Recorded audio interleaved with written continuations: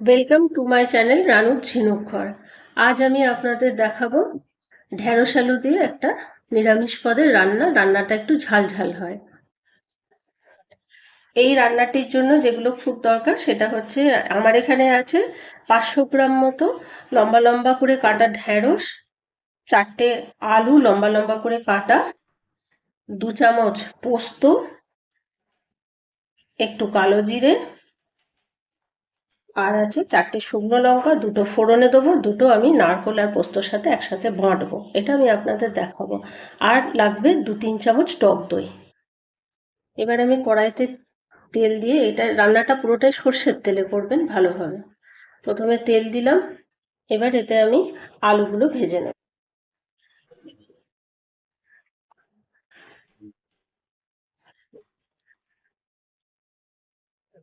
এবার আমি, তেলটা বেশ গরম হয়ে গেছে, আলুগুলো এক এক করে ছেড়ে দিলাম।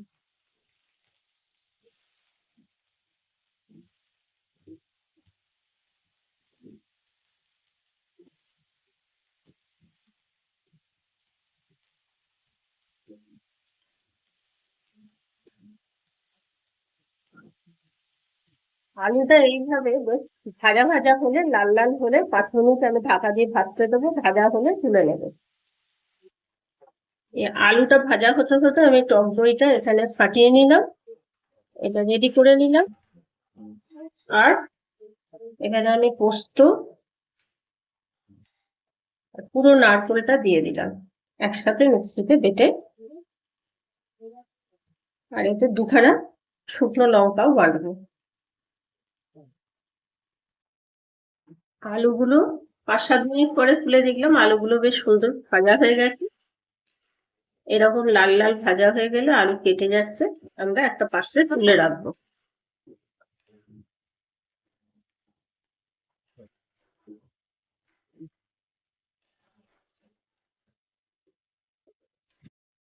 ওই তেলের মধ্যেই আমি কালো জিরে আর শুকনো লঙ্কাটা ফোড়ন দিলাম।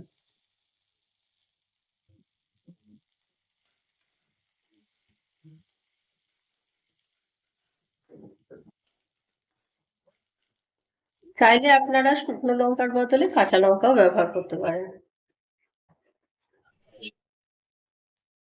তারপর দিয়ে দিলাম টক দইটা। টক দইটা দিয়ে একটু নাড়াচাড়া করতে হবে। এই সময় গ্যাসের ফ্লেমটা লোতে থাকবে। দইটা যখন এরকম ফুটতে লাগবে, তখন আমি এই বাটা মশলাটা দিয়ে দেবো, যেটাতে নারকেল, লঙ্কা আর একটু পোস্ত বাটা ছিল।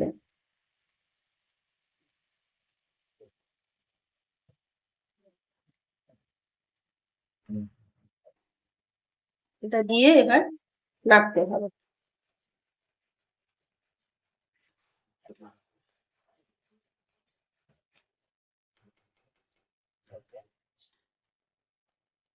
যখন এরকম টকবক করে ফুটবে, তখন পরিমাণ মতো নুন,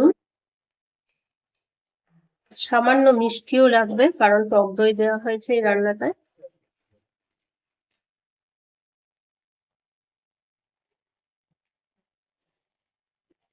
1 চামচ চিনি দিলাম।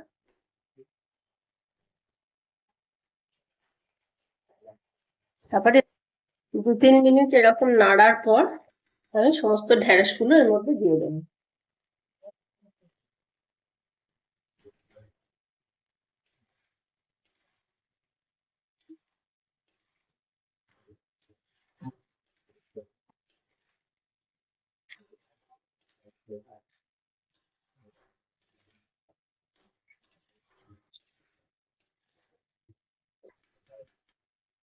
এই রান্নায় আমি একটু সামান্য হলুদের ব্যবহার করলাম, আপনারা চাইলে স্কিপ করতে পারেন।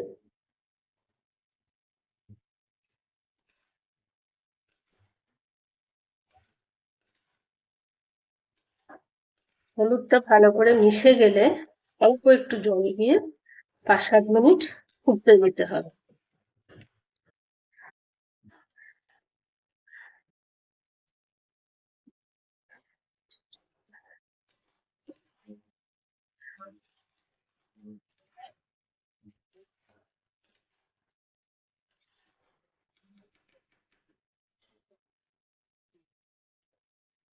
এই সময় গ্যাসের ফ্লেমটা লোতে করে দেবেন।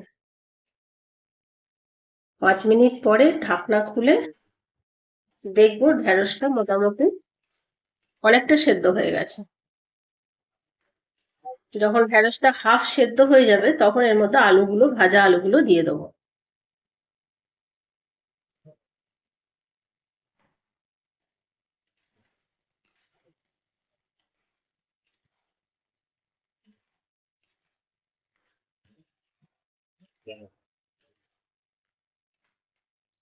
এই পর্যায়ে যদি মনে করেন একটু নুন মিষ্টি চেক করে নেবেন, স্বাদ মতো প্রয়োজন হলে দিয়ে দেবেন। 5-7 মিনিট পরে ঢাকনা খুললাম, জলটা মোটামুটি শুকিয়ে গেছে। জল যখন এরকম শুকনো হয়ে যাবে তখন একটু ওপর থেকে সর্ষের তেল ছেটাতে হবে।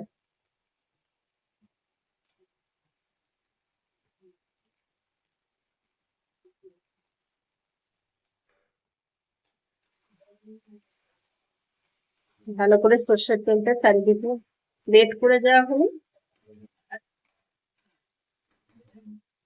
5 মিনিট ঢাকনা দিয়ে রেখে পরিবেশন করবেন। যদি রান্নাটা ভালো লাগে তাহলে লাইক আর সাবস্ক্রাইব করে আমার পাশে থাকবেন। 5 মিনিট পর তরকারি রেডি।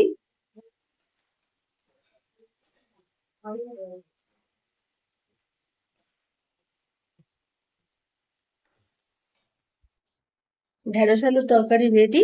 আপনারা খেয়ে দেখে কমেন্টে জানাবেন কেমন হবে।